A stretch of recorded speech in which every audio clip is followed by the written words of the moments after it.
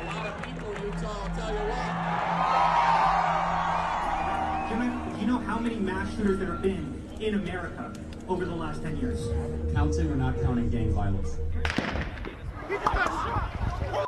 Active shooter at the Charlie Kirk event. Go, run! He's wearing jeans, black shirt, long rifle on top of the building on the far north side. How many injured do we have?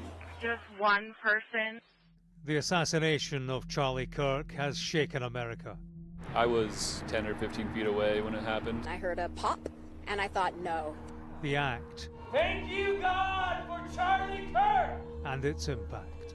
There is no unity with the people who celebrate Charlie Kirk's assassination. Those on the radical left. It is a vast domestic terror movement. Reactions raise questions about where America goes from here. He was a significant and controversial figure in US politics, who became the latest victim of political violence in this country.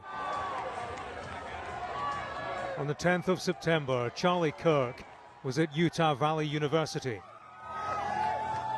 on the political roadshow he called the American Comeback Tour. It's what he did, question and answer sessions on university campuses. All right, next question. Can we say that we should still be anti-abortion in that scenario? Yes. And now that's not the case. The Supreme Court whether that was a correct invocation, right? But that's irrelevant. The Supreme Court has now said no more, so there will be no more. Absolutely, almost never. Definitely because not speech in is not a left-wing value.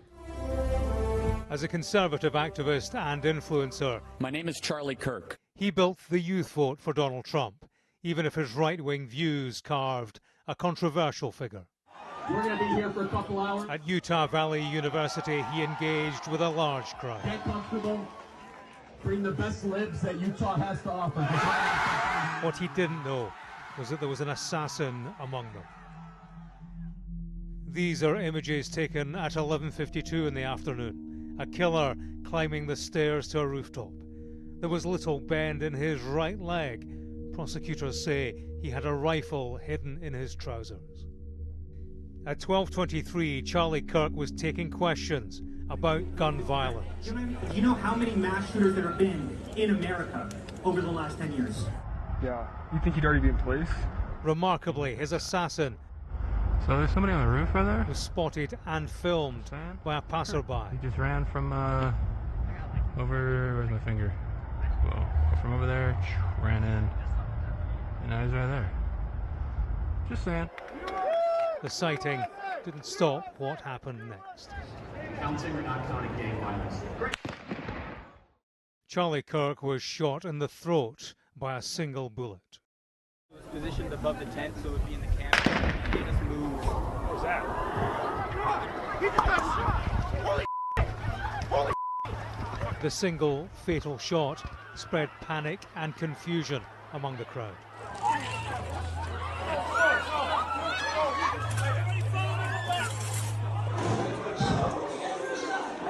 There were gunshots. Charlie Kirk was rushed to hospital. Doctors tried but failed to save him. This video, filmed from inside, shows the moment the bullet was fired. On the rooftop is the figure of the assassin beginning his getaway. Surveillance footage shows him running to the back of the rooftop.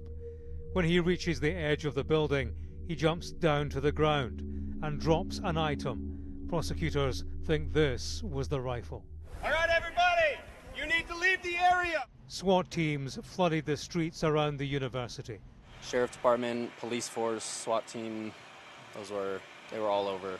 The manhunt tracked the killer's escape route. Can you go move those cones? FBI investigators quickly retrieved clues from the scene, a palm print and a footwear impression. In tracing the steps of the assassin, they found the murder weapon. This is where the gunman ran over this road towards this woodland. And in amongst those trees, a high-powered bolt-action rifle was discarded and recovered. In Orem, Utah, there was a killer on the loose, but still they came out to grieve. Thank you, God, for Charlie Kirk! many in this city who'd witnessed the murder. I was maybe 10 or 15 feet away when it happened.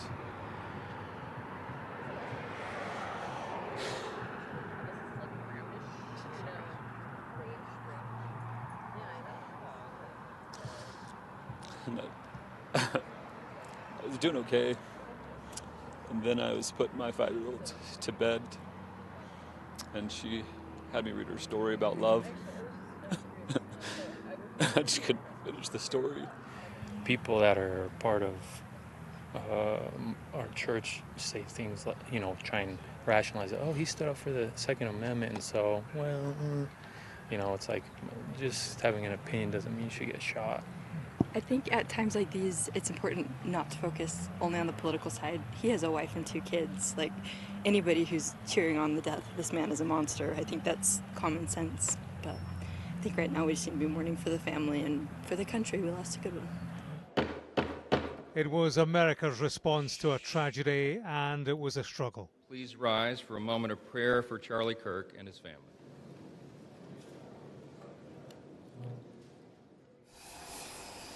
Could Charlie Kirk's death further divide the United States? And where would that lead? Division didn't seem to be an issue for the president. He pointed the finger of blame, and he pointed left. For years, those on the radical left have compared wonderful Americans like Charlie to Nazis and the world's worst mass murderers and criminals. This kind of rhetoric is directly responsible for the terrorism that we're seeing in our country today. Oh, I love you. This was video posted on social media by Charlie Kirk's wife. I love you. There had been no message of unity from the president. The same applied to prominent voices. You have no idea the fire that you have ignited within this wife. The cries of this widow will echo around the world like a battle cry. Something has gone very wrong with a lunatic fringe, a minority, but a growing and powerful minority on the far left. The hunt for Charlie Kirk's killer wasn't easy. It was complicated by the man in charge of the investigation, FBI Director Kash Patel.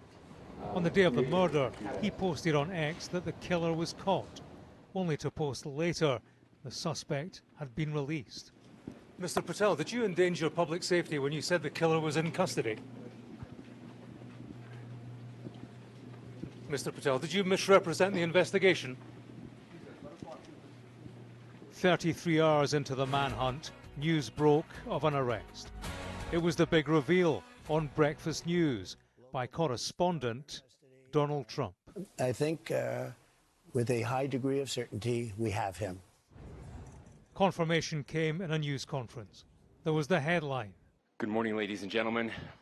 We got him. And then there was the detail. On the evening of September 11th, a family member of Tyler Robinson reached out to a family friend who contacted the Washington County Sheriff's Office with information that Robinson had confessed to them or implied that he had committed the incident.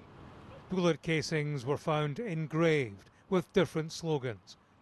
One read, "Hey fascist, catch." How do you interpret the engravings on the casings and on the weaponry? I think the clearest one that says "catch fascist," there's not, and by the way, that's like catch like a ball, catch this.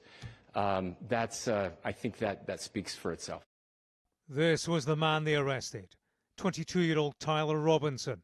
He turned himself in with his parents and a family friend. Congratulations, you have been selected to receive the Resident Presidential Scholarship from Utah State University.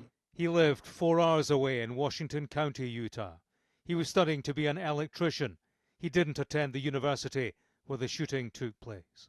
Robinson's mother explained that over the last year or so, Robinson had become more political and had started to lean more to the left, becoming more pro-gay and trans rights oriented. The authorities say that Robinson was involved romantically with his roommate, who's transitioning from male to female. In a text, prosecutors say he told his roommate he was planning to retrieve his rifle following the shooting from what he called a drop point, but texted, "Most of that side of town got locked down."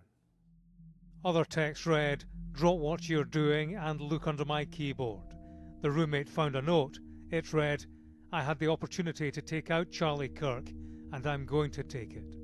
When the roommate asked why, Robinson replied, "I had enough of his hatred. Some hate can't be negotiated out." Could you state your name? Tyler James Robinson. This was Robinson's initial court hearing. He appeared virtually, wearing a suicide prevention vest. He was read the charges against him. For count 1, aggravated murder. And listened as he was told the prosecutor's intention, that he be put to death. We did file just recently, within the last few minutes, a notice of intent to seek the death penalty that was filed by Utah County Attorney Jeff Gray. At Utah Valley University, when they'd announced the arrest, they spoke to the victim. Lastly, to my friend Charlie Kirk, rest now, brother. We have the watch, and I'll see you in Valhalla. At the same news conference, they spoke of political fallout and its dangers. History will dictate if this is a turning point for our country. But every single one of us gets to choose right now if this is a turning point for us. The assassination of Charlie Kirk was a murder most shocking, a human tragedy with political implications far-reaching and still playing out. James Matthews, Sky News, in Utah.